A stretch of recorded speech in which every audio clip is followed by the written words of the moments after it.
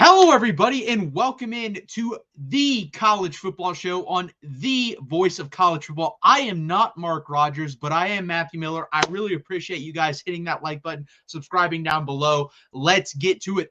Honestly, guys, pretty busy week and day of college football. You have National Signing Day. You have Penn State falling ass backwards into a hire I think actually is a really good hire. Let's just call a spade here.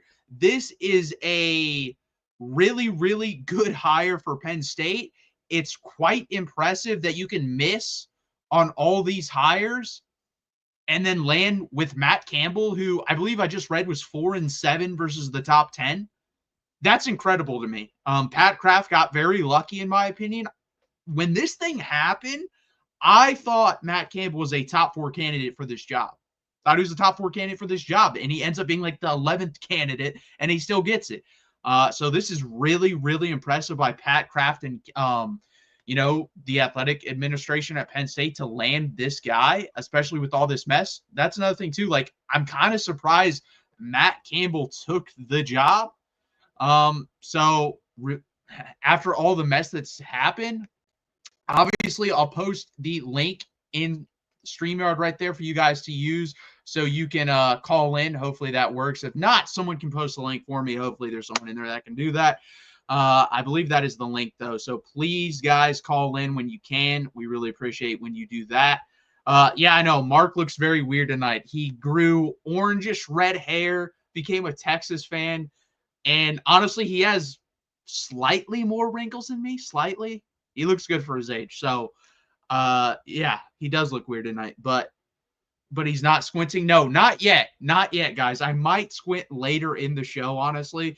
It is cold as hell where I'm at. I do not live in Texas. I live in Ohio. It is freezing. I do not like it. My skin is taking a beating. Not a fan of it, but it is what it is. At least it snowed. I am a fan. I just hate cold weather for no reason. If it's going to be cold, snow. That's what I ask. So it did snow, so props to that. But, yeah, I mean, 8-year deal is what's being reported from Pete Thamel and those guys.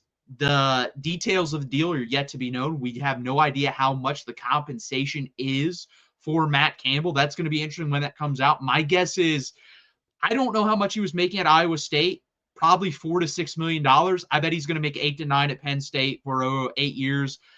I'm going to take a swing at this. I'm going to say 8 years, $60 million. That's going to be my guess.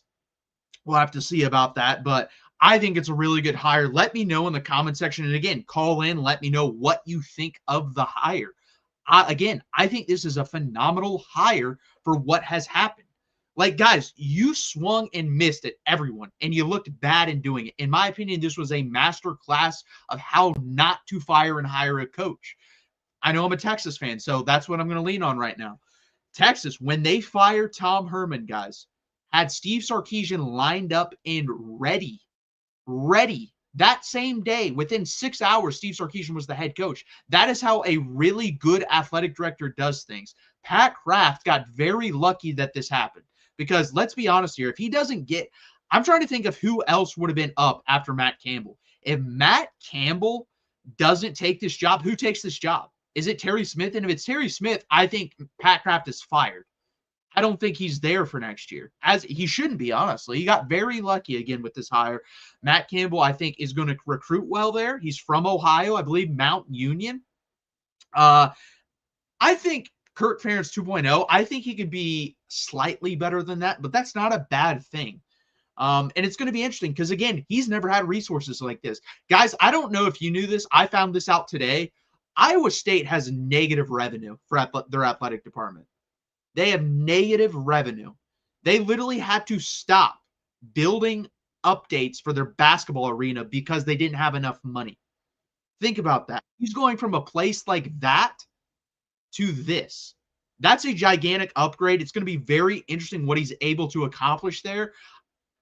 And he did a lot at Iowa State. Guys, Iowa State hasn't been this good since 1919. Over 100 years. So it's crazy to me. It's going to be very interesting. And we do have our first caller. I believe I've never, talked to this person, so this is going to be interesting. Pitt, thank you for joining us tonight. How you doing tonight, buddy? I'm doing good. How about you? Just great. Hey, man, I missed the early part of the show, so you got to tell me your name. I am Matthew. All right, Matthew. It's a busy day in college football, Matthew. It is a busy day. Campbell to Penn State, man. I kind of like it. I completely agree, especially when, I've lost count at this point, how many guys, they've been linked to and they've just gotten the no from. Like, I think, honestly, this is what, their 8th or 9th option. If this is your 8th or 9th option, that's a really good 8th or 9th option, honestly. I tweeted out, what was it, yesterday or the day before, why is Matt Campbell behind Kalani Sitake in the hiring process? That makes no sense to me. But I think it's a good hire. Yeah, absolutely. Matt Campbell has built a heck of a program over there in Ames. And I mean, they did not have all the advantages that all us other programs had. It was a far cry between Lincoln and Ames, Iowa. And, I can't remember the coach way back when, before Chiswick. Man, they finally got like indoor practice facilities in the mid 90s or late 90s.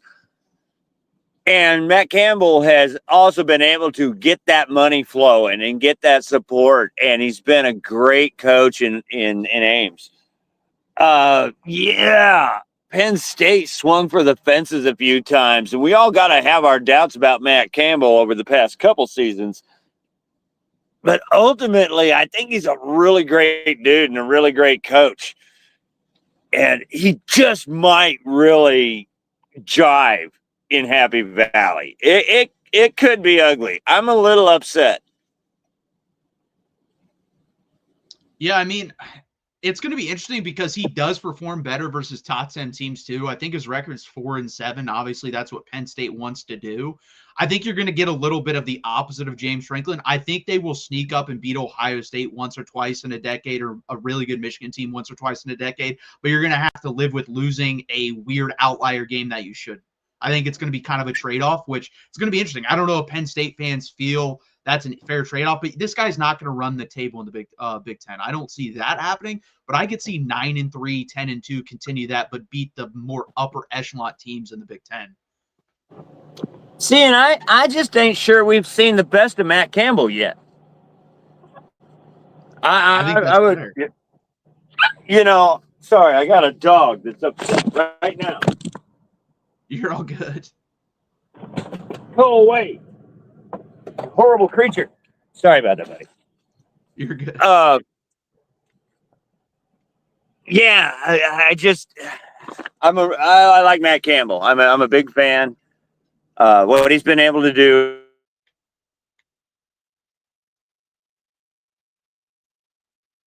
Hello?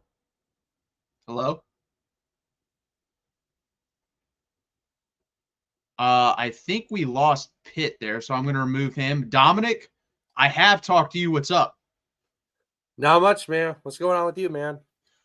Nothing much. I'm just excited to watch some games tomorrow.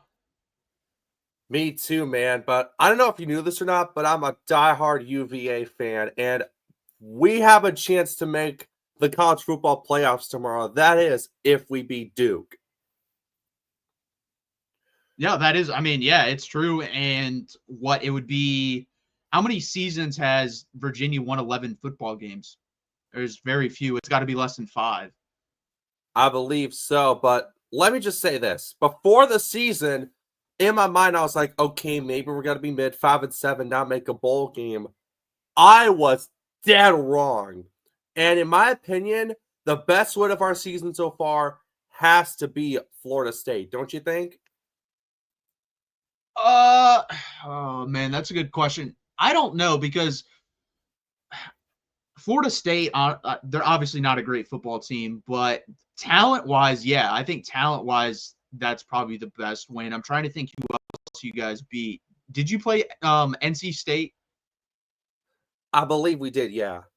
Okay. If you, I see, the ACC gets all fuzzy with me. I'm going to be honest. I don't watch a lot of ACC football, so if you beat them, I think I would put that over them. Florida State's not a very good football team. It's kind of like this is how I put Florida State. I put Florida State in the same group I put Penn State and Florida in, where they're super talented and they can get up and bite you if they play to their capabilities. But they're not going to be great on a week-to-week basis with the coaching they have. So I don't know. I think that's debatable if that's your best one. Absolutely. And, our quarterback, bro, Chandler Morris, dude has been balling all year. He's given up 14 sacks, which isn't really the best for a quarterback. He was a transfer started at Oklahoma, went to TCU, then came over to UVA from North Texas. And dude has just been balling this year. And I got to mention our running back, Jamari Taylor, who has been a beast. He's had nearly 1,000 rushing yards this season. In my opinion, what Chandler Morris has to do to win this game, just hand the ball off to Jamari Taylor as many times as he can, not take any sacks, and just throw the ball to anyone that's open. And I think we could have a shot to beat Duke. Yeah, I mean, I think you have a shot. I think the last time I checked, you guys were favored by 2.5, 3.5 points. It's going to be interesting I think you guys will show up to the game more than Duke, honestly, because they're not a football school. But I love Darian Mensah. I'm going to be honest here. I love that guy. I don't know if he's going to come out in the NFL draft, but he will be one of my top 3 quarterbacks in the NFL draft, in my opinion. And I do have a Duke future playoff ticket. So I might be rooting for Duke in this game, but I honestly don't care. Like even if Duke wins, they still probably won't make the playoff, but that's the only chance they got. Yeah, you got that right. That might be the only chance that they honestly got. And I could tell that you are a Texas fan. How would you describe how the season went for your Longhorns from your perspective? And do you think anything needs to change in the offseason for the Horns? So the biggest thing to me is Steve Sarkisian needs to find a running scheme and stick with it. That's been like my number one takeaway from the season. We've tried a lot of different things, and outside zone seems to work the most. And that makes sense because that's what we did up until this year. They kind of want to make a change in the offseason and run more like power schemes. So I think he just needs to decide, I want to run either power or outside zone this offseason and recruit the players, and also through the transfer portal, get the players to run those specific schemes. I think he likes to try too many things. And the issue with that is you don't get good enough at one thing. You kind of get okay at everything. And I've seen that. He started to do that in the latter half of the year, condense the playbook and play to the strengths of the team, which he should have done at the beginning of the year. And we played a lot better. I don't think the season is a failure at all. We're all susceptible to outside noise and the media shaping our opinion, and that did that with Texas football. Like I made a video February or March on the Texas channel, and I talked about, I think this is a 9-3, 10-2 football team. But then I picked up all these outsider magazines telling me, no, they're better than that, they're better than that. And I upped my prediction 11-1, even though I've had the opinion this is the year before the year. I think Texas next year should win or compete. I think they should be in the national championship. I'll put it like that. If they do not make the national championship game next year with a lot of returning talent, I'm going to have issues with the staff. This year was the year before the year. I've always thought that, and I let the outside noise and expectations change that. So I don't think it's a failure every year. I think it's a good year, and I'm excited for next year because we're probably going to return like 80% of the starters on the team. So it's going to be exciting. Yeah, now that you mention your starters, what about Arch Manning? Do you think he's going to declare for the draft in the offseason, or do you think he's got one more year left in him with the Horns?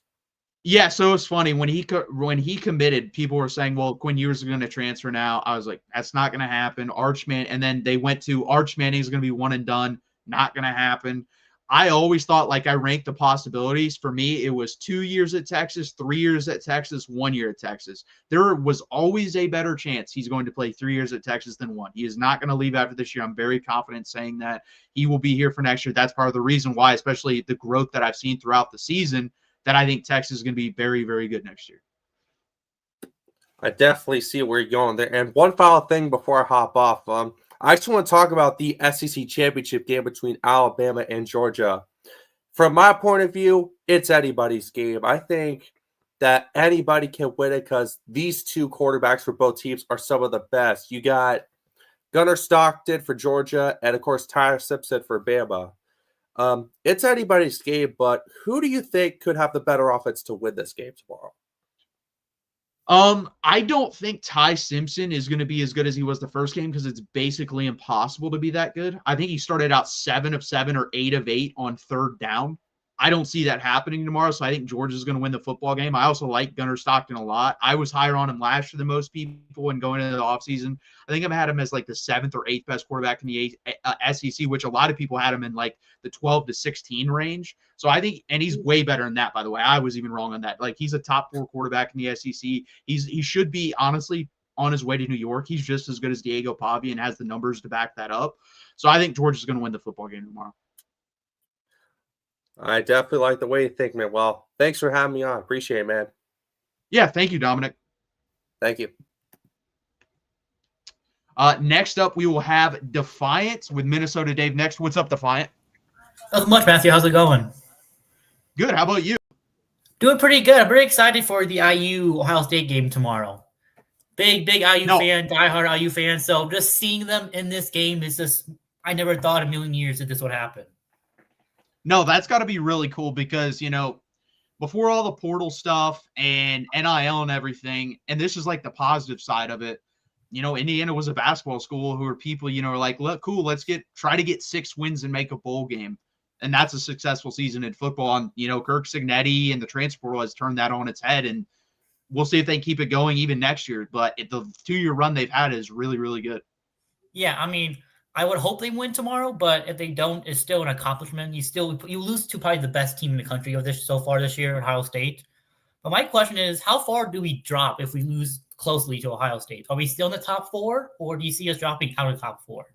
So this is so hard because what I think should happen and the committee thinks should happen are going to be 2 different things. I am purely logic. You guys beat Oregon. The lowest you can drop to me is 4. That's the lowest. But the way this committee does things, head-to-head doesn't matter, apparently. So that you may drop below that. I don't think you will. The only way I could even think logically that could happen is if Ohio State absolutely skull drags you. Like, if it's 42-7, then fine. If you want to throw out the head-to-head and drop them to 5, I could see that. But if it's within 3 scores to me, you guys shouldn't drop within lower than anything other than 4. That should be the bottom for Indiana, in my opinion. Yeah, I mean, we beat Oregon at Oregon, Eugene, by 10. So, I mean, we went into their place and beat them. Not like they came to Bloomington and we beat them. So, yeah, no, I definitely agree. We should not drop less than 4. But, again, the committee is going to come up with their reasoning. It's going to be pretty stupid probably why we would potentially rank below them. But, I mean, there's not really much you can do in that situation. Yeah, I mean, it is what it is, this committee. It's going to be interesting if BYU does lose because then it's going to force them to basically say head-to-head doesn't matter the first week of the season with Notre Dame and Miami. And I'm going to be honest with you, like, eye test-wise, but I don't think you should do this, but eye test-wise, I do think Notre Dame's I think they're a top 3 team in the country, just watching them. Like, they're that good to me, but you can't just throw out the result. So it's going to be interesting what they do with that if BYU does lose tomorrow. Yeah, it's going to be interesting, too, if BYU does beat Texas Tech. What would happen? Yeah, that would be interesting as well because I don't know how far Texas Tech would fall at that point. Right now, I'm honestly not too excited about the first round of matchups that's thrown out there because there's a lot of rematches. Like, you're going to have Texas A&M versus Notre Dame. There was another Oklahoma versus Alabama. I don't want to see those games again. This is the one time I'm fine with the committee, like, meddling. Like, if they just want to move someone up a spot or down a spot to get different matchups, I'm cool with that personally, but we'll have to see. Yeah, I mean, you probably will get a couple rematches in the playoffs, once in a while, and this is, I guess, is the year that's going to happen. One other point I would like to make before I go is I've been seeing a lot of people saying that the ACC champion, if Virginia wins, that they should be ranked lower behind the American champion at 11. And I'm like, why? I completely agree with you. The group of 5 to me should always be 12 unless they're like undefeated with the top 25 win. That should be the only scenario to me where they should not be 12. Every year, other than that, they should just be automatically put at 12. They don't have the talent to compete most years. Obviously, there's been since 2000, you could probably put a handful of teams in the group of 5 that are still there currently that could compete. Like a couple of those Boise State teams. Obviously USF isn't in there anymore. That's the problem too. You've moved all these teams to conferences. There's 1 to 2 teams that recruit high enough, get enough people to stay. that can compete in the playoffs. So I completely agree. I think it's even a debate if Duke beats Virginia. I think at 8-5 Duke, there's a case to be made. I don't know who's winning that North Texas James Madison game, that you could put them in over one of those teams, because that team still had some pretty good wins that are better than the other teams. Yeah, they have, not great losses, but their losses probably aren't as good as the group of 5 teams either. Yeah, no, Tulane right now was winning at the half. I know their big loss is to Ole Miss, but they have a 22-point loss to UTSA. So I mean, yeah, you really want to. The problem with that is Tulane did beat Duke, so that is the head-to-head. They'd probably honor that in that situation, since Duke is 8-5. But I'm just saying, like, that's their bad loss, and compared to Virginia's, only loss in the conference. And I know NC State was a weird non-con, not really counting for ACC standing. So really, just comparing those two the bad losses. Yeah, if we're just talking Virginia, Virginia is definitely a bum. It's not even close. I just kind of went to Duke there because I think it could be a conversation. But no, Virginia to me, yeah, absolutely. It's not even a conversation in my mind. They're 11. Whoever they decide to put at 12 from the group of 5 is 12. I don't even think that should be a discussion. No, because even if James Madison wins, they're 12-1. Their only losses to Louisville. Yeah. So I mean, it's just a really stupid point that I was like, I guess there is something there, but there really isn't a lot there to really give Tulane the edge over Virginia. Well, and you're not arguing Virginia should be like 7 or 8, so I completely agree. And I think like the ACC is a very bad conference, but you should still be rewarded for winning it and being put in the playoff. I'm fine with that, but I think 11's fair. Yeah, because the ACC is still tougher than the American. Oh, 100%. I agree with that. So, I mean, again, unless like Tulane beat Ole Miss and, went undefeated, then I could say, yeah, they have a case because they beat Ole Miss. Yeah. But they lost to them. So, again, it's just really a stupid point that like, there's nothing backing this at all. It's just people wanting to see the group of 5 getting more representation. Which I'm all for. The group of 5, is very weird because people take very hard lines in the sand, one side or the other. They either say, no, the group of 5 belongs, this is why, or they say, absolutely not, they should have their own playoff. Or I think it should be a nuanced conversation. I personally believe, like, if we have a committee, this is a super subjective sport. I would personally be fine with, hey, if this team's not ranked in the top 25 as a group of 5 team, then this year there just is no group of 5 team in the playoff. I think that's how it should work, honestly. Yeah, when this system originally was created, I thought that's what they were going to do. They were going to get the 5 highest rated conference champions. And if there wasn't one in the top 25, they were just going to look at, the rest of their rankings, see who was ranked ahead and just put them in at the 12th seed. I think that's how it should work, personally, because some years, let's be honest here, the group of 5 isn't worthy of getting a spot. That's my opinion. Yeah, because if chaos would happen, you would have a 9-4 Boise State potentially, and like 10-3 Kennesaw State. That would be in a conversation for that 12 seed. Yeah, that would be interesting. And I don't think the committee wants to see a 3-loss Kennesaw State team or a 4-loss Boise State team get in the playoff and just get destroyed. No, probably not. So I mean, it's just really, I love the group of 5. I think they should get a playoff spot, but if you're trying to force one of them to get in, it's just kind of not really what the system was. I thought was really created for. It was really created to get the best, conference champions into the playoff and give them that award. Yeah, in the model, I mean, it's kind of outdated too because they thought the Pac-12 would still be around. So, yeah, and I mean, who would have? Yeah, I'm like, who would have thought Pac-12 would collapse as well? I mean, I thought that was the incentive of going. Yeah, there should be a lot of discussion before we do anything to expand or anything like that about just in general, strength of schedule, strength of record, all that stuff. And obviously balancing out the schedules would be a big thing for me, but I don't know if that's ever going to happen. We'll have to see. No, unless I was thinking this the other day when Mark was talking about schedules and everything, unless you force these teams to play tougher non-conference schedules, nothing's really going to change. It would be so easy too, because it's so easy. It's 9 games for each team in their conference, and then it's 3 out of conference games with 1 against each other league. This really isn't that hard. Like if you're in the ACC, you'll play one Big 12 team, one SEC team, one Big 10 team of a similar record that you had last year that they had. That's it. This isn't hard, but Yeah. it is what it is. I mean, in basketball, they play these ACC, SEC challenges. So they play, the other power conferences in basketball and some of these other sports. It's just apparently in football, they don't want to play, the good teams. And it'd be awesome. Like that would talk about viewership, like crossing over. Like if Texas Tech, obviously, if they win the Big 12 tomorrow, and whoever wins the ACC, the SEC, and the Big 10, imagine Texas Tech next year plays the winner of each of those leagues. That'd be awesome for next year's schedule, plus their 9 conference games. Mm-hmm.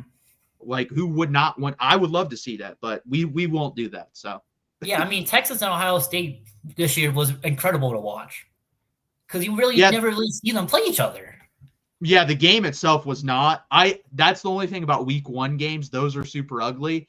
Next year, I'm glad it's week 2. I think the game will be much better. But yeah, I mean, it's awesome because I think that was the 5th time ever that Texas and Ohio State have played, and 2 of the times have been in the last calendar year. So, I mean, that's awesome to see. Yeah, I don't know either if they're looking at this, we make the playoff, we'll play all these good teams, or, if we make a good bowl game, we'll play all these good teams, but why not scheduling them in the beginning of the season? You get the viewership. Well, and that's the thing, too. If you did that idea that I just pitched out, then you could truly just go by record at that point. You wouldn't have to go like strength of schedule. And right now, that's how it should be, in my opinion. You should definitely be looking at strength of schedule, strength of record, because it does matter. Team schedules are not even whatsoever. I mean, hey, there was a conversation last year when we made the playoff. We didn't really play anybody in our non-conference, including this year too, but we went undefeated. So there really wasn't a question like who did Indiana play in non-con because we went 9-0 in the Big 10. Yeah. So I mean, yeah, it's not going to change right now unless they decide to implement certain changes to make scheduling more consistent and just overall make the system more. Just look at the records and look at the head-to-heads more than anything. Yeah, I completely agree. So, but yeah, that's all I had and everything. Yeah, thanks for coming up and chatting with me, man. Thank you. Have a good night. You too. Minnesota Dave is up next. We've never spoke to each other, but I have watched you on Mark's show a lot. So nice to meet you. Nice to meet you too. Nice to have a Texas guy. Yeah. All right. What's your name again? Matthew. Matthew. Okay, I was gonna say Matt. I didn't want to call you Matt. Oh, you're cool with that. I'm cool with that. That's fine too. Okay. Well, here's the thing I want to talk about. Can we talk about tiebreakers for conference championships? It seems to me that universities, when they get together, they feel like they have to make things a lot more harder than it absolutely has to be to justify their jobs. There is no reason why Duke should be playing in the ACC championship. Back when the BCS was around, the Big Ten, to decide to have a championship, because they didn't have a championship game, decided their champion was to have the highest ranked team. Yeah. How is that how is this working? I mean, seriously, Miami should be playing in the ACC championship. Another one that should be playing in their championship game is Toledo or Ohio. Not Miami of Ohio. Miami of Ohio got smoked by Toledo, but they're playing in the championship game. How? Yeah, I completely agree. Like the first thing, the easiest tiebreaker to me is always head to head. And then if there's like multiple tiebreakers, like the ACC had, I completely agree. You go with the highest ranked team. Duke literally got in the ACC championship game because they feasted on the bottom of the ACC. The results of Syracuse versus Duke and Duke versus North Carolina resulted in Duke being in the ACC championship game. That's ridiculous. The bottom of the league should not dictate who makes the conference championship game because guess what? They're not good enough to dictate the outcomes of these conferences. Yeah, it's ridiculous. It's insane. I work at a university. I work at the University of Minnesota, and I swear that from the top down, when it comes to like the management and running the universities, a lot of these guys make things a lot more complicated just to justify their jobs. Yep. I have to go into training sometimes to be a custodian, which I've been doing for 20 years. You know what we watch for 8 hours? And how tile is made. What? What are you guys doing? You know, we had to take pieces of carpet and burn them and see what the smell is between nylon carpet and proxy carpet and wool. Why? No, you're 100% like that's just, I mean, this is just a bigger thing on life. I won't get into it, but we create jobs out of like people just create them so they have a job basically. Like there's no reason you need all these rules and standards in certain situations. Yes, there's some that are good, obviously, Oh but yeah. some people are always going to, you know, create something so they have something to work for the rest of their life basically. Exactly. It just doesn't make any sense to me. You know, I don't need to cut pieces of carpet and burn it and smell it and see if it's nylon or wool. Jesus Christ. But other than that, you know, here's the other thing that I'm gonna, you know, that bothers me is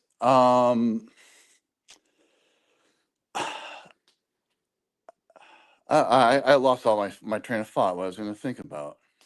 You're good. Did it have anything to do with Big 10, SEC, ACC, Big 12, Well, anything like that, or just I well oh yeah, I was going to talk about Penn State. okay? Like really, I understand Campbell's probably the best hire that they could have gotten, but it should never came down to him. You know, with Pat Fitzgerald was probably the best guy to get because he knows the Big Ten. You know, he knows how to recruit. Yes, he didn't have the greatest of records at Northwestern, but for Northwestern, he was pretty dang good at getting kids and getting those kids prepared to play.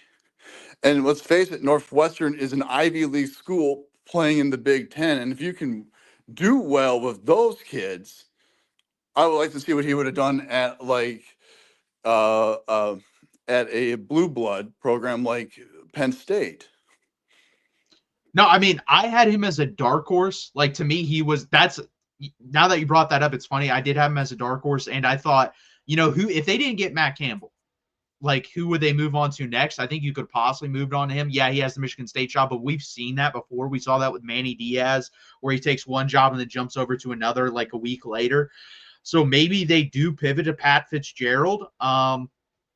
But I don't know. I think Matt Campbell is a better version of Pat Fitzgerald because I mean Iowa State's a really hard place to win at too, and he won a little bit more than Pat Fitzgerald did. So it's going to be interesting. And he does have the Midwest. Like he's from, I believe his first coaching job was Mount Union. Toledo. So yeah, okay, Toledo. yeah. But I think even lower. Maybe he went to Mount Union, but I know he's associated with Mount Union. Yeah, and Toledo's had a pretty good successful track record with coaches from there. So I think he's going to do a good job at Penn State. Like I said when I started off the show, I think it's going to be a trade-off. I think they're going to beat Ohio State or Michigan once in a while, but they're also going to lose these dumb games they shouldn't. That's what he did at Iowa State with far less talent. I just think that's going to be a trend at Penn State as well. Mm-hmm. Oh yeah, and we can go on about like the other conference champions. I don't think Bama should be playing for the conference championship. It should be Ole Miss or Texas A&M. You know. Yeah, that would be interesting. I know. And what is the reason A&M's not? Is it just because of their strength of schedule, strength of record? I'm guessing because they only played one team and it was Texas in the top 6 or 7. So maybe that's the reason. What's the reason for Bama? I mean, they did lose to Florida State at the beginning of the year. I mean, that Yeah, Florida but State team ended up being awful. And then and here's the other thing that I watched ESPN because we're going to talk a little bit about Bama. You know, they lost to ESPN had interviewed the playoff commissioner, and he said, Well, because Bama looked so good against Auburn, we had to give them that's the reason why they moved up against Notre Dame. That makes even more sense. It's freaking Auburn. Auburn is awful this year. No, I This mean, shouldn't, this shouldn't that's be a game. no, I but know it's that's a the thing. rivalry, but it That's the shouldn't thing be a too. game. I do agree Auburn is bad. I will say Mark said it last night closing out the show. I think there's always one or two teams in each conference that are better than their record just because of the talent on the roster and they're able to, keep games close if they kind of just, play up to the standard that they should. I think Auburn is one of those teams in the SEC. I think Florida is the other one. But I agree. But you know why they did that? It was just a buffer to have Bama in the playoffs. Like that's just the honest thing. That's why they did it. Oh yeah. And that's the thing about the committee. I don't have an issue about being subjective because college football is a subjective sport. Like this isn't the NFL. The schedules aren't aligned the way they should be. So, but they pick and choose when they want to do it. That's my issue.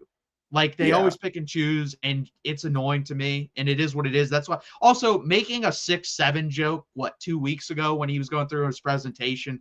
I mean, my God. So yeah, I agree. I think the committee's. I think they do a decent job, but they could do a better job than they do. Yeah, it's a joke about like what the committee does. Sometimes like I said, I don't get the whole entire conference championship chip stuff. Another, it just and then I'm looking at looking at these games are on right now, and why is North Texas is not playing a home game? They have a better record than Tulane because Tulane is ranked higher. That's a great question. I have no idea. And then Boise is playing at home against Nevada. I'm sorry, UNLV, and shouldn't UNLV because they have a better record overall. Oh well, that's probably it. That probably has to do with in conference. That's all they base it off. They don't really care about the overall record. Yeah, I don't get it. They're just I don't. I mean, it again, and then you have Kennesaw State not playing at home against Jackson State. I don't know what the rules are for them. I mean, it just doesn't make any sense.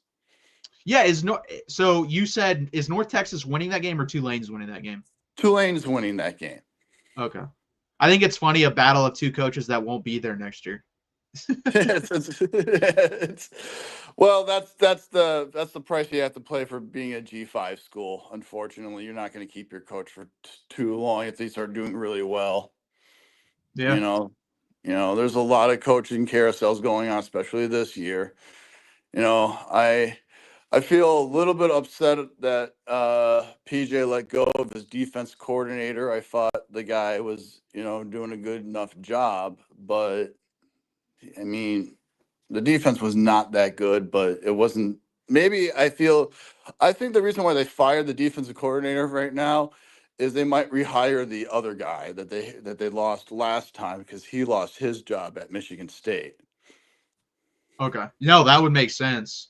Get the band back together. But here, let me ask you a question. What is PJ Fleck on the hot seat at all for you or no? No, okay. Not at Minnesota. I mean, the standards at Minnesota is make bowl game, beat Wisconsin and Iowa, and that's it. And that's what you have to do. The standards are not that high at Minnesota to a point where I feel that that he is going to be always on the hot seat. But once he has a losing season, like one losing season, he will be on the hot seat. He was on the hot seat in 2023, and then he started winning again. So, and I will say this of all the PJ Fleck teams that is going to a bowl game, this is probably the worst team, but it's also the youngest team. I was going to say, I've only watched them, I think, for basically a game total. I watched a half versus Oregon. I forget the other half game I watched, but yeah, I thought their defense was awful from what I watched. I didn't think it was very good at all. Yeah, maybe that was the reason why he's gone, but the numbers were there that show that they were doing good, but here's the thing, they were just always inconsistent. That was the big thing. They were really good against Wisconsin, but they looked horrible against Northwestern. It's just the inconsistency has been a problem. And PJ's notorious for having a loss that makes you scratch your head, which I don't think he had that bad of, like, compared where the team was where this team could have been at. This team could have been a heck of a lot worse. No one really knew how much improved Cal was going to be. Let's face facts. I mean, we all thought that Cal was going to be awful, and they ended up being really good. Well, not really good, but good for the ACC. Yeah, Cal. Yeah. Good for Cal, basically. Yeah, that was surprising. They fired their coach after the season. Honestly, I was kind of surprised by that. I think Cal's expectations is constantly needs to beat Stanford. That's their expectations. I would think that they would have a little bit more tolerance. Okay, you lost to Stanford, but you still had a good season compared to what we had. And they lost like half their team in the transfer portal. Yeah. But they gained a lot of good future talent. Let's hope they keep it for them. Yeah, I don't know if the quarterback's going to stay. I think he's too good for Cal, honestly. I think he's probably going to get poached by someone. Yeah, I think so too. I personally think so too. But I'm going to let you go and watch the rest of the show later. Okay. Yeah. Have a good night. Nice meeting you, Matt. Yeah. Nice meeting you too. Okay. Bye-bye. See ya. And everyone's favorite caller, DeReal MVP. What's going on? DeReal, you're muted, man. Is DeReal gone? Don't do this to me, DeReal. Hey, what's up, DeReal? Hey, Matthew, how you doing this evening? you almost called me Mark. I'm doing good. I know the old habits die hard. Old habits die hard. Well, I'm sorry for you that your Texas Longhorns aren't going to make the college football playoff because the committee doesn't know how to properly weigh strength of schedule, strength of record, and have nuance. But I was looking forward to the Ohio State-Texas game next year, and RIP to that game. So hey, Sark did come out and say, what was it, National Signing Day? So Wednesday, they will fulfill Michigan and Ohio State, but after that, everything is on the table. So they will play Ohio State and Michigan the next 2 years, but after Notre Dame may be canceled in 27, 28. So we'll have to see about that. Yeah, did you see Wisconsin canceled their game against Penn today? Listen, I do think we're going to have to make some serious changes for that to be able to, these teams to be able to keep these games. I don't know if it's going to happen. I think it should happen because, the sport's just better when we get these type of games. It is. Yeah. I do think it will help a little bit because it is going to go to 16 at some point. So that may help because then again, like the 16th best team in the country some years is 8-4. I hope that stops the argument to me, unless you're playing again. You're playing. No, it won't. It's never going to stop because these people are just fundamental complainers, and they'll always complain because they want, in my opinion, to destroy the sport and make it to where it's the NFL, to where there's a bunch of teams and everybody gets equal chance and participate. I'm sure you've heard this 24 team nonsense that's been floating around out there, where you need 2 group of 5, like 3 Big 12, 3 ACC. It's just disgusting. I'm watching James Madison. They just scored a touchdown to finally get up by more than 3 points against Troy. They don't belong in the college football playoff. I don't care that their record's 11-1. That's irrelevant to me. They're not a good football team. You know why? Because they're struggling against teams like Troy. And they lost to Louisville, the only legitimate team they played the entire season. Yeah, I don't disagree. I think another way that I just came to mind that could change the sport for good too is at minimum, you have to play like 2 top 25 teams on your schedule. Like if you don't do that, I don't think you should be eligible for the playoffs. That'd be nice, but it's hard to really control that because it just, even if you're in the SEC, you would think 2 would automatically be in there. But like, look at Texas A&M, and I've told Mark, hopefully in a few years we get to this point. But if right now, if I was doing it, Texas A&M wouldn't make the college football playoff. I don't care if they're 11-1. I don't care in the SEC. Texas is better than them. I know this because they played a football game on the field and Texas dominated, particular in the second half. And Texas A&M's best win is Missouri, LSU, something like that. Sorry. Texas has better wins. Vanderbilt's done better throughout the course of the season. Miami. So I would have actually Texas A&M out, and I would have Miami and Texas in as my final two teams. Yeah, see, I'm like in the middle on this. I don't know how to feel because I guess I'm kind of controlling my bias because when I saw the ranking, I was like, that's kind of where I thought we should be ranked. But I mean, you're not wrong in what you're saying because these teams don't play equal schedules. Like up until Texas A&M played Texas, they had played what, the bottom 8 teams in the SEC? No, 7 out of 8. Kentucky, yeah. They didn't play Kentucky. That was the only team in the bottom half they didn't play. Yeah, so I mean, it's kind of hard not to go undefeated with that schedule. Right. And to me, I understand somebody's going to get screwed by this, like Texas A&M, but it's the same way with every other sport works. In college basketball, as I'm sure you're aware, because, you know, the SEC dominated last year, there's some 16 and 12 team that's going to make the college football playoff, but there's the bracket, and there's going to be some 30 and 4 team that's in like the Southwestern Conference or some whatever random conference. I don't even know if Southwestern's real, but the Atlantic 10 who went 30 and 4, and they're not in it because they lost their conference championship game. But we know that the SEC was so dominant last year that the 16-12 team is just better.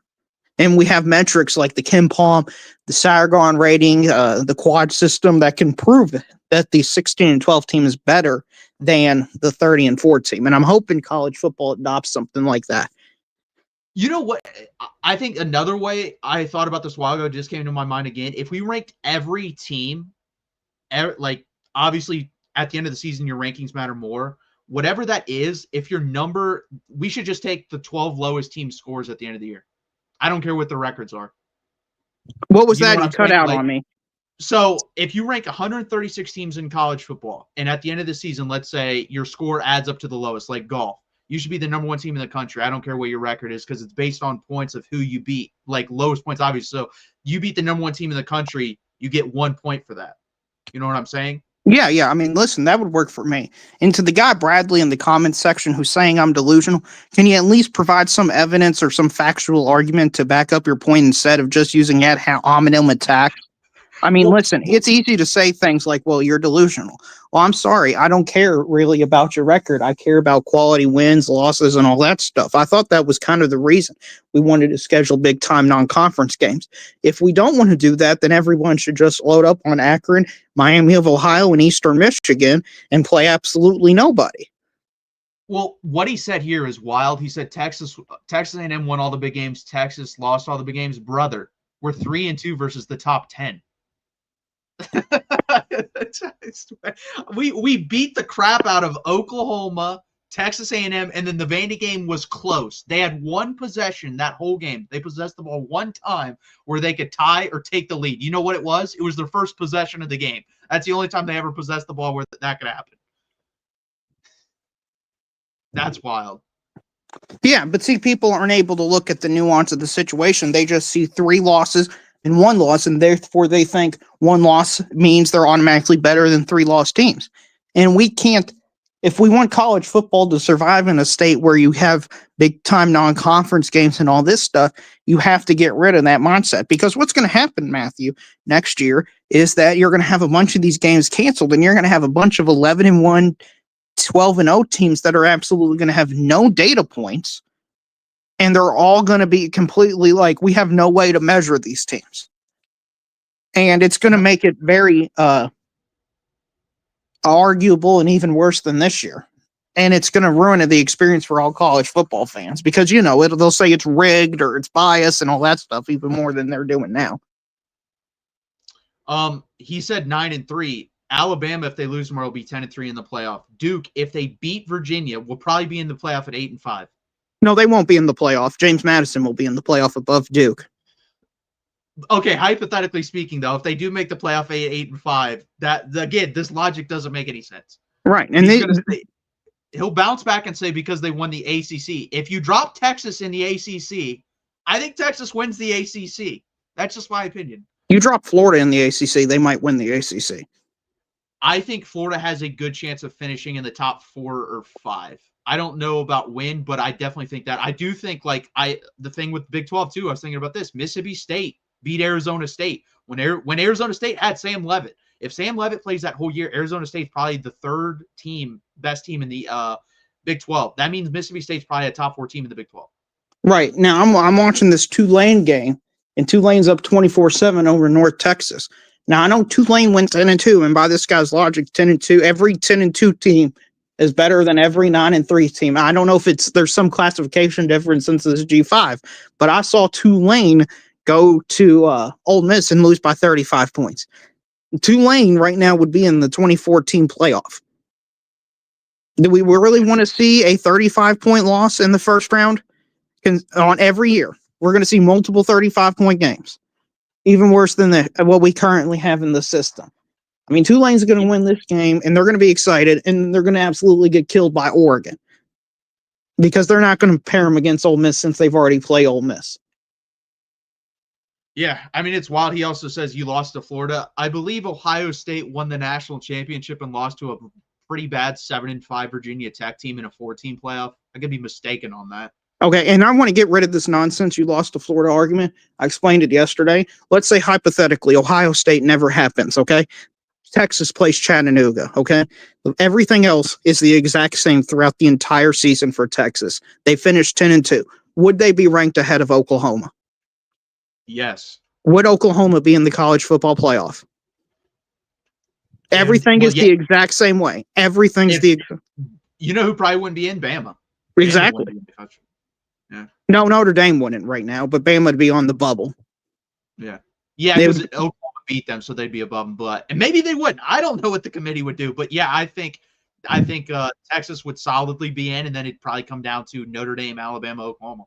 So my case in this exercise is if it's a 10-2 team that Texas, the only thing we change is Chattanooga, then we shouldn't be using the Florida loss because we're not really using the Florida loss.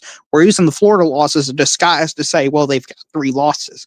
That's really what that argument is down to. Yeah, I mean, that's the thing too. Like, I'm fine with being out, honestly, but it does, like, you're 100% right for having this conversation. That's what was bothering me the most, is like, no, this conversation shouldn't be had, Texas 9-3. It absolutely should be had, because show me another resume where a team won 3 games versus the top 10. And then right. Well, the thing is, there's almost no schedule that's going to happen within the next, like, I'd say decade or even longer, where we can get a more crystallized case of a 9-3 team that should make the college football playoff. I mean, Texas literally has the best loss in the entire country. You almost can't get a better loss than what they did. They lost to the clear number 1 team by less points than anyone else did the entire season. Yeah. And if they lost also another way to debunk this Florida argument, Matthew, Alabama's in the college football playoff, correct? Yeah. And they have a worse loss than Texas, correct? Yeah. And I know this is a worse loss because Florida and Florida State did play a game, right? They did. Okay, and Florida won that game? Yes, they did. Okay, so if Alabama has a worse loss and they're able to make the college football playoff and they don't have as good as wins as Texas, then why are they in the college football playoff over Texas? It really does come down to, like, this committee, for whatever reason, values just your record. They don't really care about strength of schedule. Like Notre Dame, we haven't even brought them up. Look at that strength of schedule. They have 2 great losses and they have no good wins. Right. None. I mean, they lost to Texas A&M, who I think is complete fraudulent team. Maybe the weakest 11-1 team outside of Indiana I've seen in a long time for a Power 4 school. And then a Miami team that's decent, but I don't think is like a national championship caliber team or anything like that. They're a border, they can beat every cupcake team and stuff, but they can lose to decent teams like Louisville and SMU.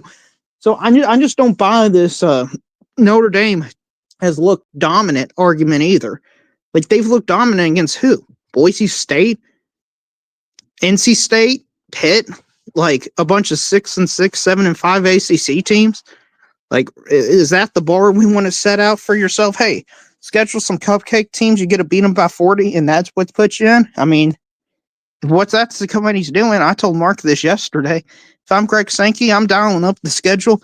I'm having Kentucky, Arkansas, Mississippi State, and all the rest of the bottom feeders of the SEC only play the top of the SEC. And I'm saying you all figure it out. Have a bunch of 11-1 SEC teams at the top, have like 6 or 7 of them, and then have the committee work it out.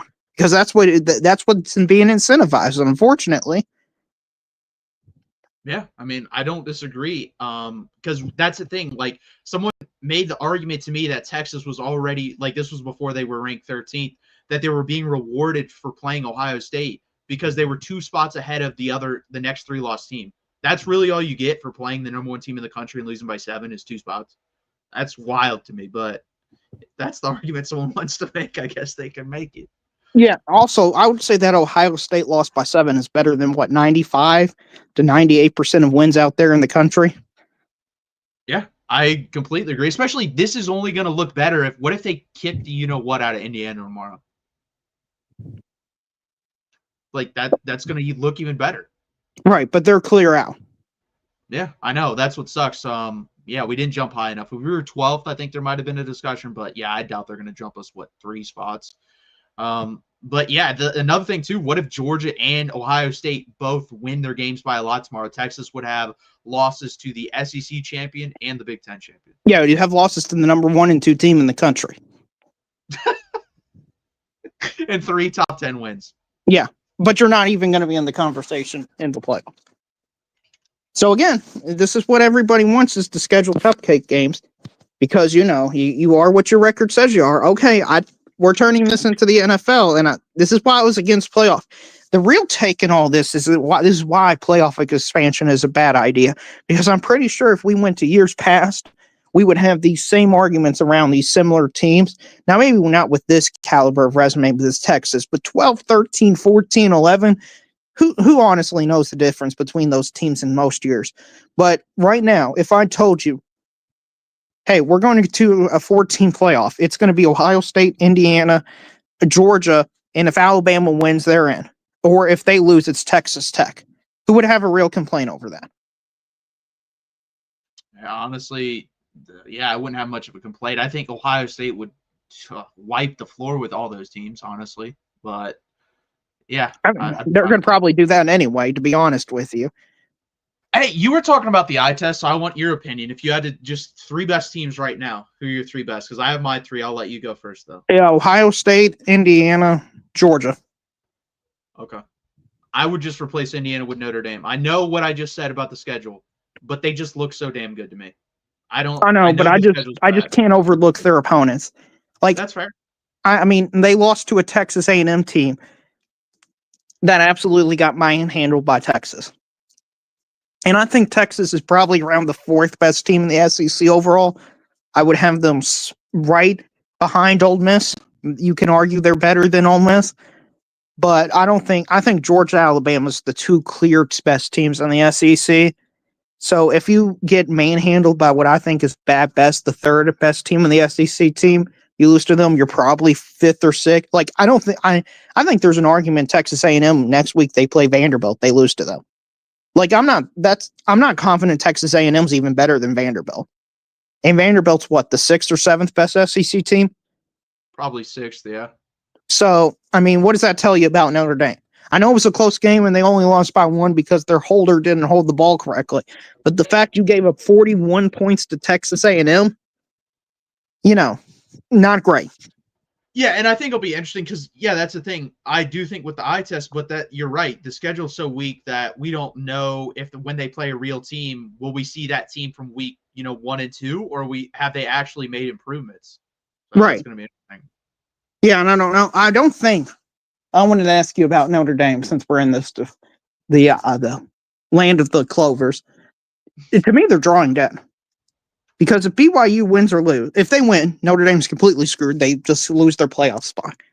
Yeah. And if they lose, Miami's going to be slotted right behind Notre Dame. And if Miami doesn't make the playoffs with the same record with a very similar strength of schedule, strength of record, and all the metrics being very similar. Common opponents 3 of 4 going to Miami. And Miami's still ranked behind Notre Dame. What are we doing?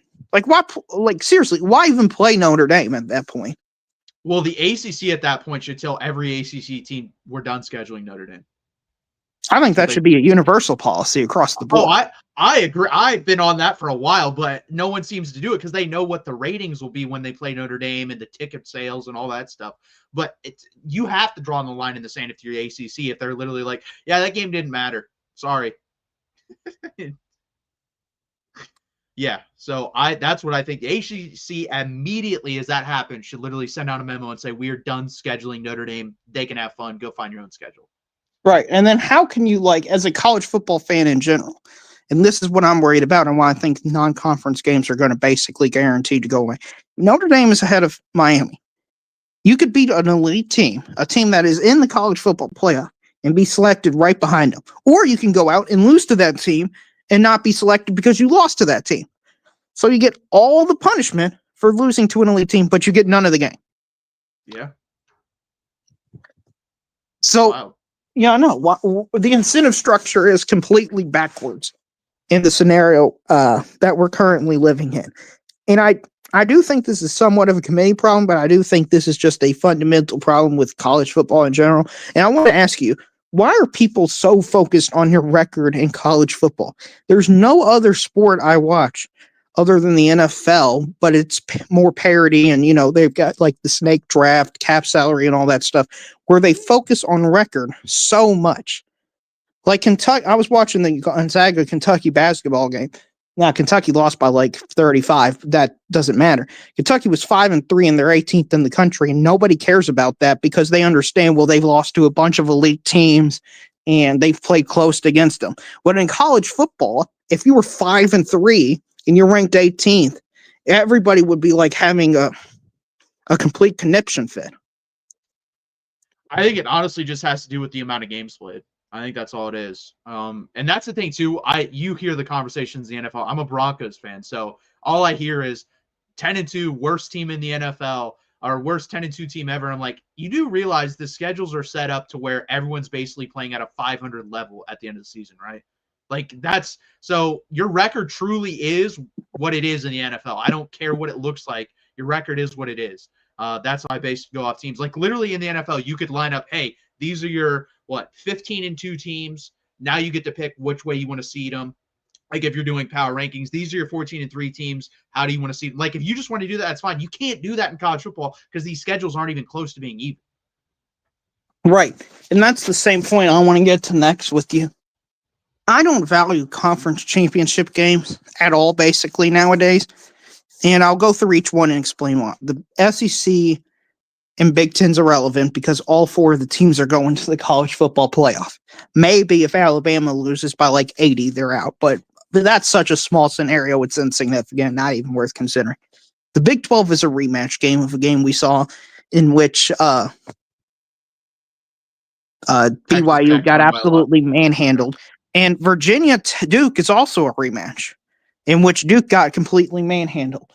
So what I understand that it's a particular outlier year this is happening, but it feels like none of the conference championship games this year is set up to mean anything, which is odd because there's playoff spots implicated directly in there. And I also wanted to ask you after I've got another question following this. So what's your thoughts on that just first? No, deeper layer. Yeah, I completely agree with that because also the conferences are too big. Like, for example, this year, this is a crazy stat. Texas has played at Georgia more than Texas A&M has in the history of since Texas A&M joined the SEC. That's ridiculous. And these teams don't even play like that's the reason Duke is again in the ACC championship game because the conference is so damn big. Duke beat Syracuse and North Carolina. So with head-to-head tiebreakers and everything, they jumped over Miami. That's ridiculous. So you're not getting the best 2 teams. That's literally what the conference championship is supposed to be, is the 2 best teams in each conference battle it out to see who's better, win the championship, get a higher seed, and so on and so forth. And that's just not the case. There are some years where that does happen, like in the Big Ten. Indiana and Ohio State, the best two teams. Makes sense. They should be in. SEC last year, I think Georgia and Texas were clearly the best two teams. They made the conference championship. It turned out great. There's going to be some years where you get weird results. Virginia, Duke. Those aren't the two best teams. Hell, Duke isn't even a top 5 or 6 team in the conference. So I agree. The conferences have gotten too big, and just in general, that's caused all this, in my opinion. Right. I want to crystallize the Duke example a bit more. Duke is 0-2 against teams 6-2 or better in the ACC. That's wild.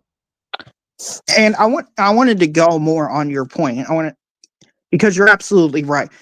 Winning your conference championship, like with the Big 12, especially when they had 10 teams who used to play round robin, now it feels like a combination of you're a really good team, but you also got an easier schedule than maybe the best teams.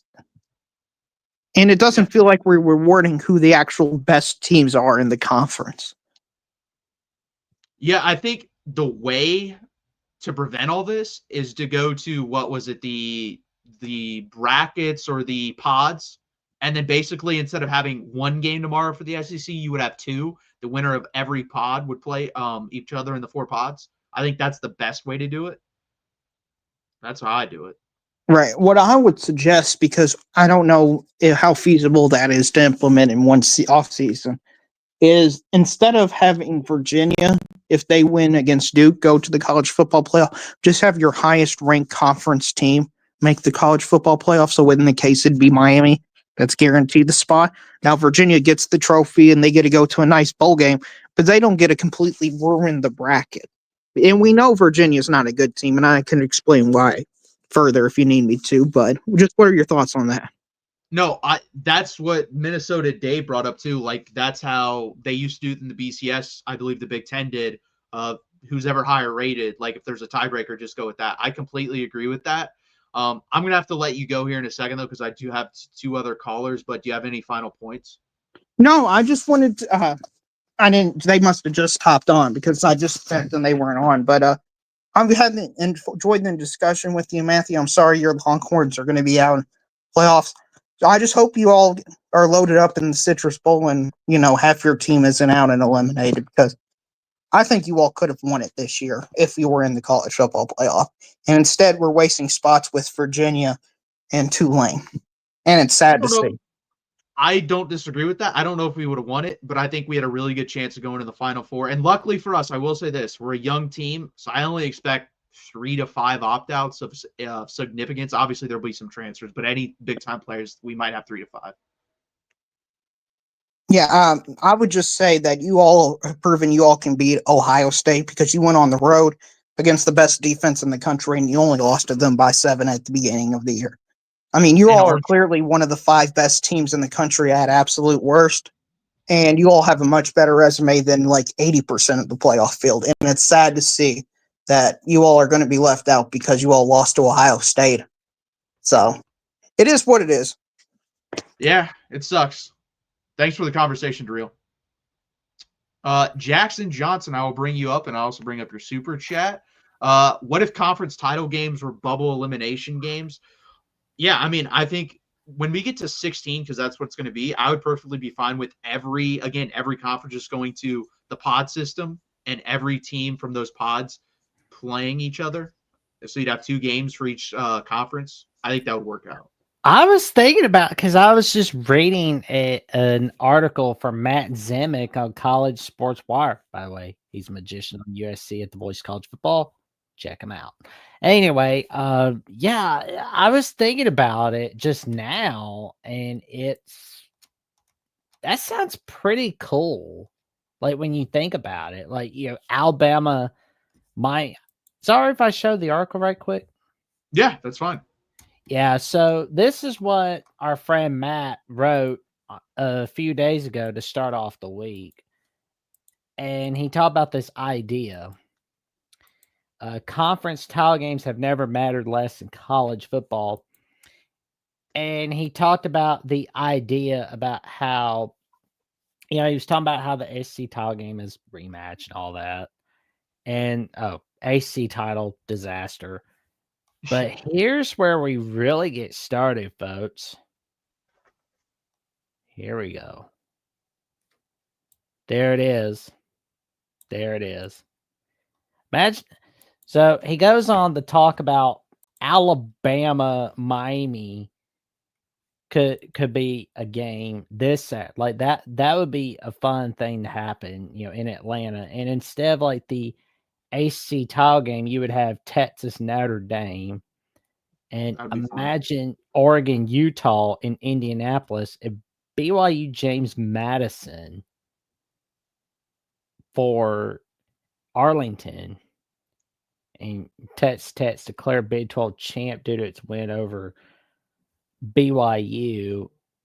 And oh man, like if BYU James Madison happened, it would feel exactly like BYU Coastal Carolina in 2020.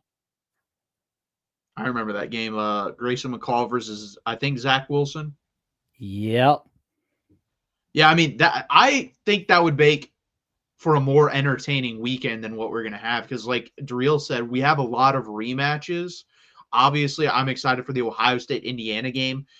And I'm sure you're excited for Alabama, Georgia, but we've already seen them play. We've seen BYU and Texas Tech play. We've seen Virginia and Duke play. So you're kind of actually, people say, well, the games matter. You're kind of making them matter less because you have to have a rematch. So yeah, I and don't agree with that. Yeah, it's just been like a wild day today, and it's been like a wild week. Like I don't know which is crazier, like the guy that did Frosty Snowman doing the mess around with a bunch of women, or the fact that we're seeing like the coaching carousel just go nuts again today. Where like Matt Campbell is going, okay, I'm gonna go to Penn State later, y'all. And then 20 minutes later, Jimmy Rogers from Washington State is the Nets head coach of Iowa State. And I got to tell you, Washington State cannot catch a break. And I know it's like, I feel bad for Washington State, but then on the other hand, that's what happens when you keep voting for bad leaders like Larry Scott to be your commissioner. I mean, you're going on your little venting session about him, but then you're like, no, we have to suck it up and vote for him anyway. Not even looking for another option, but that's another story for another day. But still, though, like it's just been like a wild week throughout the world of college football. We finally got a new head coach in Penn State. Maybe they'll do a lot better than 150th in the recruiting class. So, yeah. Yeah, I think you'll see a lot of guys from Iowa State transfer over, and people brought up today, Rocco Becht has a year left. So it'll be interesting if he finally comes and plays in the Big Ten. That's been rumored of him transferring over to different teams in the Big Ten. Maybe he finally does transfer over to Penn State. Man, like that would be cool to happen. But yeah, we'll wait and see what happens. But I was hearing about this from Levi Stevenson from shout out to Iowa State at the Boys College Football and Wide Right Natty 8. He's a magician as well. But I can tell you right now, like I was watching a little bit of their live stream, and he was like talking about how there's like this possible deal that Matt Campbell and Jimmy Rogers were making. That Matt Campbell was saying, hey, can you do me a solid, Jim? Can you take this Iowa State job from me for once I leave for Penn State? Thanks, pal. Like that would be wild if that was happening. Did he say why that would have happened?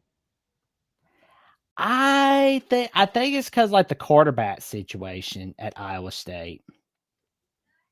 Okay, that makes sense. Yeah, I don't know if he's going to stick with Grunkemeyer or not at Penn State. I actually thought he looked decent. He played a lot of hard competition, getting thrown in there with Ohio State and what I think they played Iowa too. So yeah, I don't know. We'll see what he does there. It's going to be interesting. He has a lot more resources. It's not even close. So it's going to be interesting.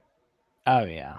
I mean, it's going to be fun to see what happens. But, the conference title games, I mean, they're going to be a fun ride. But everything just depends on BYU Texas Tech tomorrow on ABC. And in a way, it depends on the ACC title game between Duke and Virginia because that's going to be wild right there. Yeah. I mean, It's gonna be Notre fun. Dame and Miami, they're definitely pulling for Texas Tech. But something I always tell my friends: don't ever put yourself in a position where you need somebody to win or lose for you. True, 100%. Oh man, no doubt. But yeah, so we've got some magic coming your way all right here on the Voice College Football Network, and I've got some magic cooking on Alabama and on ACC at the Voice College Football, including the instant reactions to the who's going to be in the playoffs, who's going to get left out Sunday morning, but also we're doing a SEC schedule instant reaction announcement next Thursday, but also check out the magic that Matthew Miller is cooking on Texas at the Voice College Football. He's like a Texas magician all over the place. I mean, he's like covering he's going over his takes on the Yankees. He's going over his takes on the Bronx. He's going over his takes all over the place. He's going over his takes on the Texas Longhorns. He's got Gerald Goodrich. He's got Metro Sports YouTube and Brandon Ross. Am I right? Yeah. Oh man, like y'all got some magicians all over the place, and Alabama and Texas are just racing to 4,000 subs. Like we're gonna beat Iowa to 5,000 before we know it. Yeah, get us there, please. So, guys, if you haven't, subscribed to any of the channels on the Voice of College Football, subscribe, support, grows the whole network. We really appreciate it when you do that. There we go. So tell your friends, family, and cashiers post about the magic that's going to be heading your way from the Voice College Football tomorrow night, all right here. I'll be seeing y'all later. Hey, before you leave, give us a Roll Tide. Roll Tide. There you go. See you, Jackson. See you, Matthew.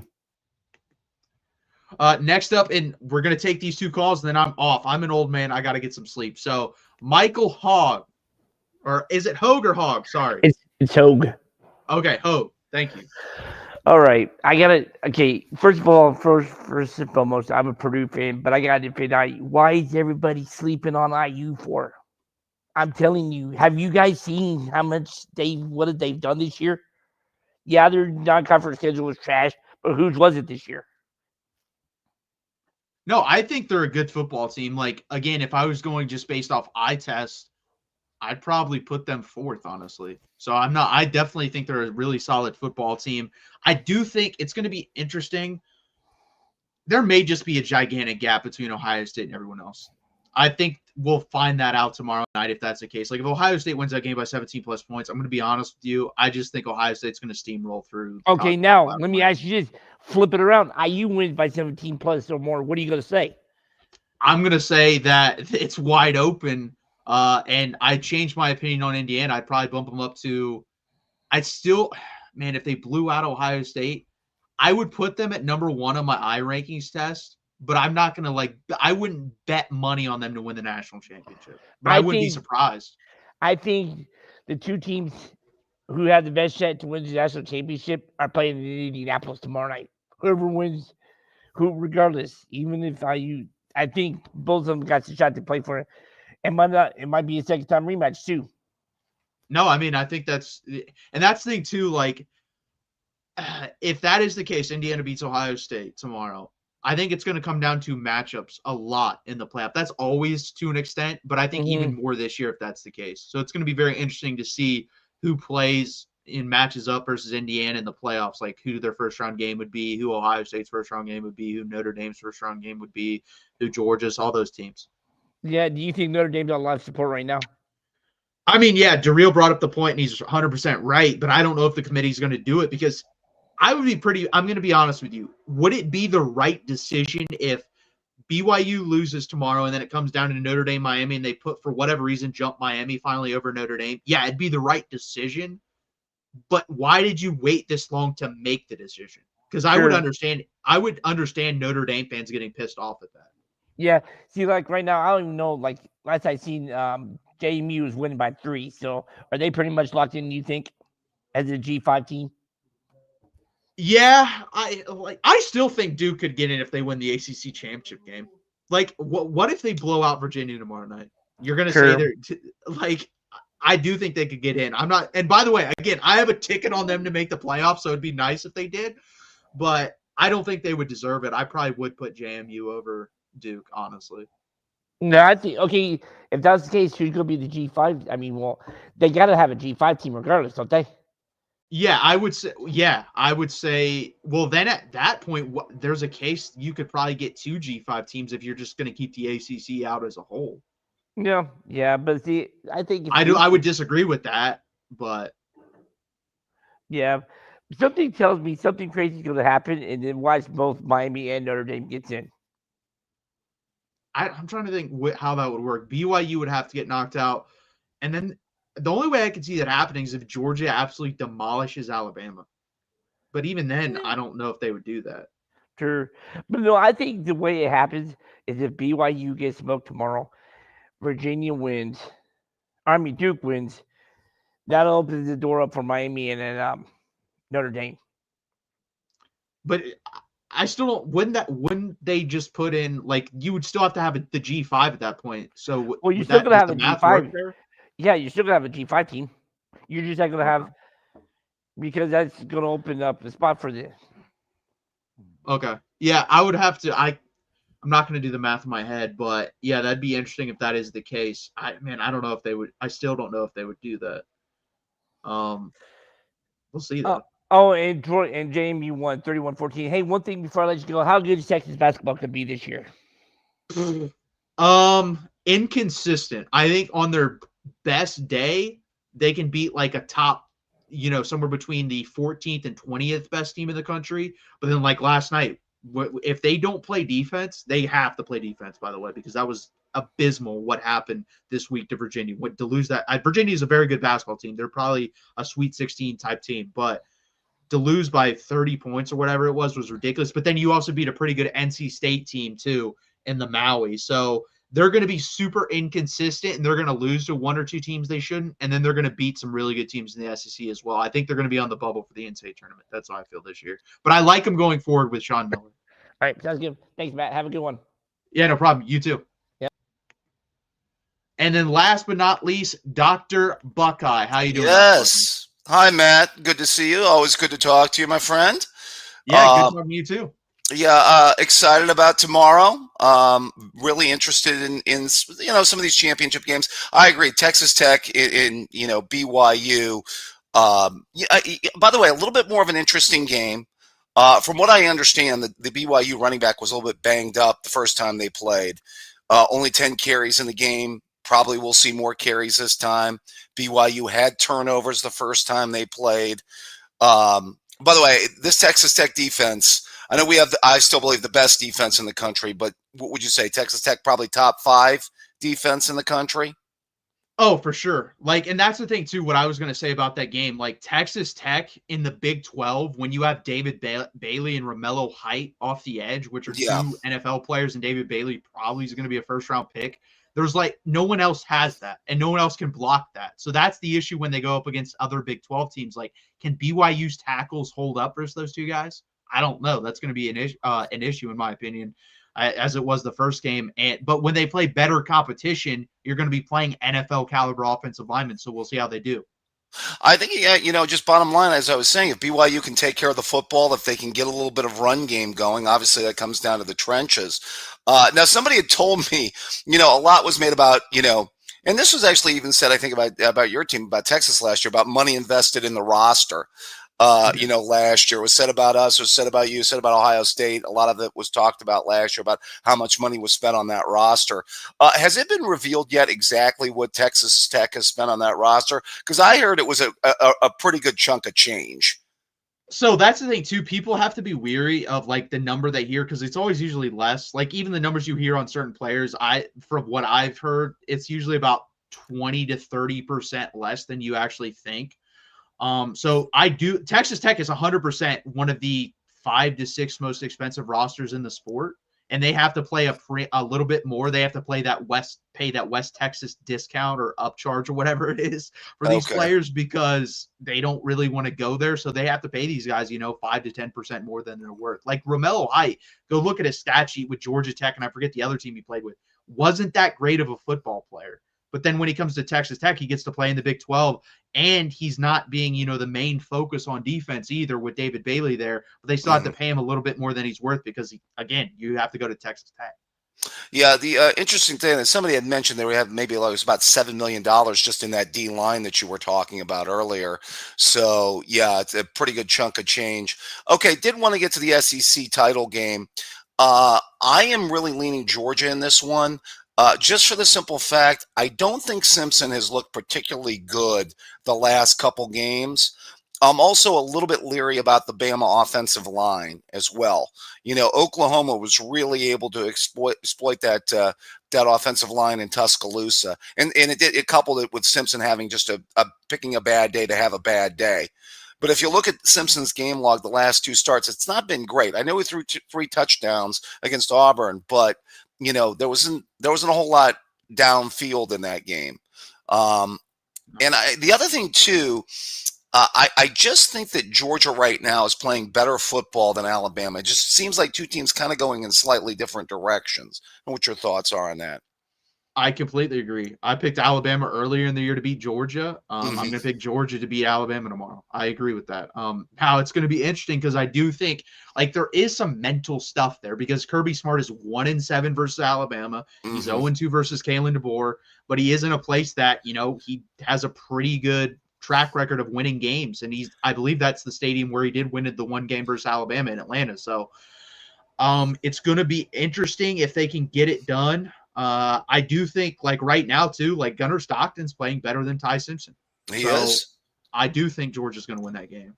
Yeah. Is it fair that Georgia has upgraded a quarterback since Carson Beck from last year? I think so. And that's the thing too. Like people were crapping on, you know, him after the bowl game versus Notre Dame. He played well in that. Gunnar Stockton played well in that bowl game. He did. Like that wasn't Gunnar Stockton's fault. He threw for like 240 yards, and there were two big drops by Arian Smith that would have put him over 300 yards in that game and might have changed the game. The key fumble when they were trying to go down and score in that game. Exactly. All right, to the Big Ten title game. I have to say this.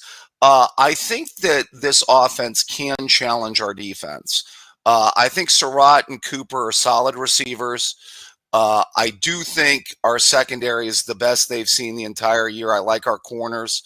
I'm more confident that our corners can hold up than their corners can hold up. Is one of the key matchups, I think, in this one. I do think Mendoza is easily the best quarterback we've played, and this is overall the best passing game. Hemby's a solid running back. The Maryland transfers had a decent year this year. But I like the balance we're starting to get. That freshman Bo Jackson starting to emerge at tailback. You know, we found a little bit better running game since we saw you guys that first week of the year. Yeah. So I think that's something that makes us even more dangerous in the playoff too.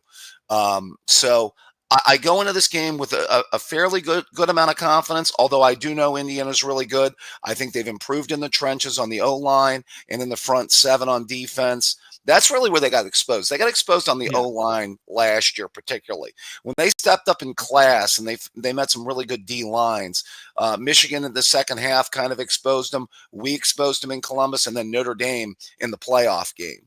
So, but I think they're better there. I think this is a competitive game, at least for 3.5 quarters. What are your thoughts? I agree. I think it's going to be like 30-20 Ohio State. Mm-hmm. Your back seven is the best in college football. I completely agree with that. I've said the whole year, I don't think your your defensive tackles are good. Yes. I don't think your edges are that good.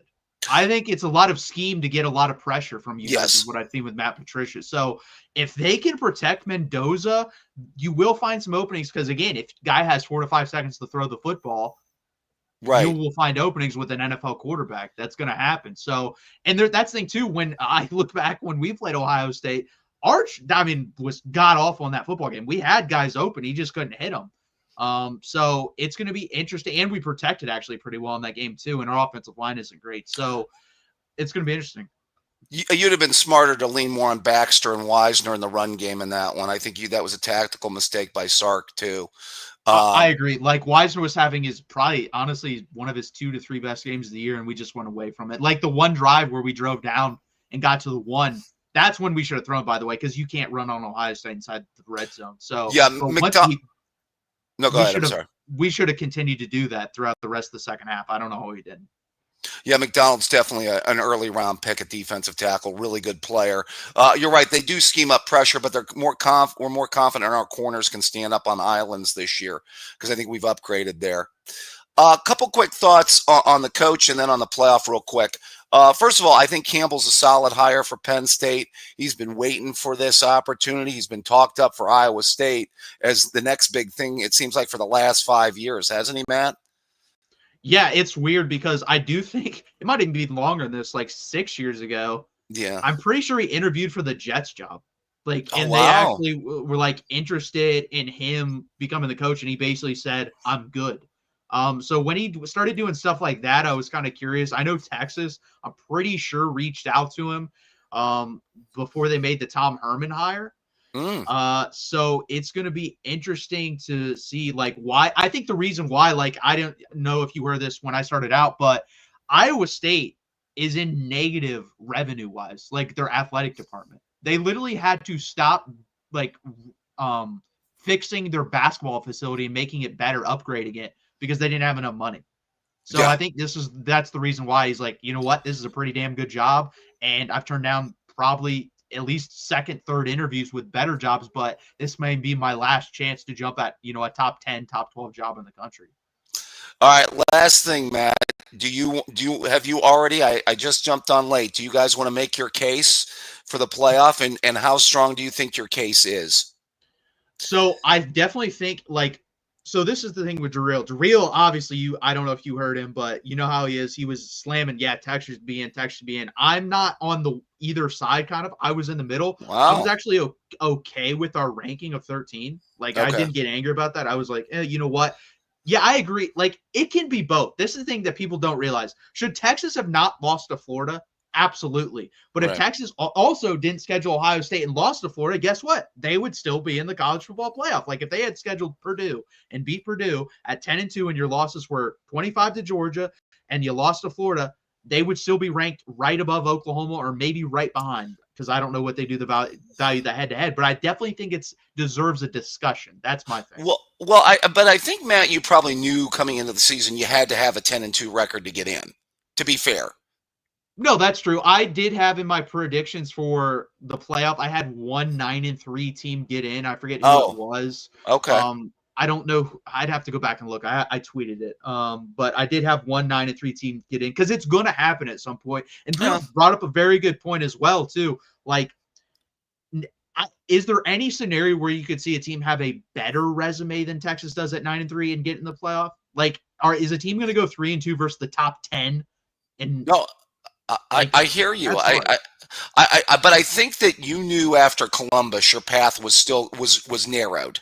I mean, basically you could afford to lose at Athens, which you did, but after that it was really, it was going to be tough. And some dominoes have to fall. Tomorrow's going to be really interesting. I think once we get Texas Tech and BYU out of the way, we're going to get some real clarity tomorrow. Yeah, if Texas Tech blows out BYU and Georgia blows out Alabama, then I think Texas may get back in the discussion of, hey, we can put this team in because of that. That's the only way I could even see them being in the discussion going into the playoff. Because then at that point, yes, I know they played an extra game, but if you look at the resumes head-to-head, Alabama and Texas are pretty similar. Like, honestly, this is the thing, too. Like, if you were going to rank Texas, I would have been personally fine. I know they wouldn't have done this. Putting them over, I know this is crazy because people look at the records, but BYU's strength of schedule and record isn't that good. So if they lose, there should be no conversation about them if they lose tomorrow. I don't care how close it is. If they lose, they should be out. And me and Mark and Darrell talked about Texas Tech's lack of non-conference schedule too, which isn't, No, and that's the thing too. Like, if this was truly even, I think you would agree with this. It would be so easy to be every conference plays 9 conference games, right? And then you play. There's 3 other conferences. Just schedule a like team from every one of the other conferences. That would solve this. Well, yeah, I actually think it's more incumbent though on the ACC and the Big 12 though to maybe schedule the non-conference big boy. That's why I hate to give Miami any credit, but give them credit for scheduling Notre Dame. So no, 100%, and that'd be so easy to do too because you just tell them, guess what? If you don't do that, we're just going to create a super league. If the Big Ten and SEC do that, say that, they're going to do it. Yeah, because right now the gap between the SEC and the Big Ten and the two conferences is just It's not that even wide. close. Yeah. Right. Yeah, and I think you would argue like here, let's have this conversation real quick before you go. Sure. So how many teams would you favor? We can start the season over again, but still have the knowledge that you know of the teams. How many teams in the SEC right now would you favor to win the ACC? At least 5 to 6. All right. Well, let's put it this way. I think Miami is the best team in the ACC. I agree. Okay. So I guess how many teams in the SEC do I think are better than Miami? Could we put it in that terms? Or even this. How about this? Make the ACC championship game and play Miami. No, that's true. Well, I mean, the argument about eliminating the title games, Miami would be in a, well, it would be an interesting spot, though, because they have the 2 ACC losses, though, in conference. So. Yeah, and that's the thing, too. Like, I actually like that idea that Matt Zemek threw out there that Jackson read off. I think that'd be more interesting than the conference championship games. Like, you just have, like, the final, 4 spots, basically, being played out. I think that'd be really cool. Well, the argument could be the elimination of the championship games, and then what I put out there last night is why do we have to throw the non-Power 5 a bone? I said that too. This is the thing. If we're not going to do everything I said, which is make schedules even, play equal schedules, stuff like that, then this is a super subjective sport. And that's why you have a committee to make hard decisions that to the casual fan don't make sense. To me, the group of 5 should, if they're not ranked in the top 25, they have no business being in the 12-team playoff. That'd be my rule. Right. The only reason Cincinnati got in the 1 year is it was a weak year, and they did have that one good win at Notre Dame. Yeah, and look at that team though. Like they had actual NFL talent on that team. They did. James Madison doesn't have Sauce Gardner at cornerback. Or say what you will about Reeder, but I mean he wasn't played in the NFL a quarterback too. Yeah, he was a 3rd-round pick. Right. All right, Matt. I know you got to run. Get some sleep, my friend. Always a pleasure to talk to you. Yeah, always a pleasure to talk to you too. Good luck tomorrow. Thanks, Matt. See ya. Yep. That will do it for your special Friday night non-Mark Rogers edition. If your team's playing tomorrow, good luck to you. I really appreciate you guys joining me. Please hit that like button. Please subscribe down below. And hopefully StreamYard queued up what I need to play going out. Please stick around for this message. Let's see if they did. They didn't, so I got to do it again. StreamYard, guys, is not fun, but here we go. Let's see if it plays now. Said outro. College football is even more exciting when you've got some action on the line, and the games are even better when you're cashing in. And the Voice of College Football is the place to be to get the greatest value. Start with my picks.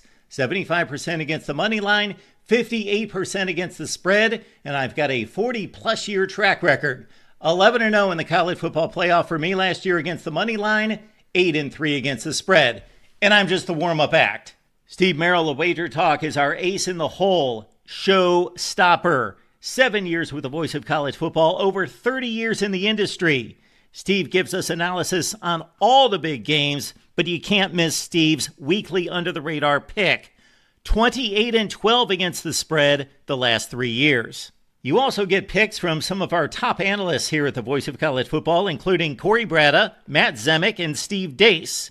Check out those numbers. Become a YouTube or Patreon member for just $99 per month. Go to the main channel on YouTube, click join, and then select the betting tier. Do the same thing on Patreon. Make 2025 a winner now.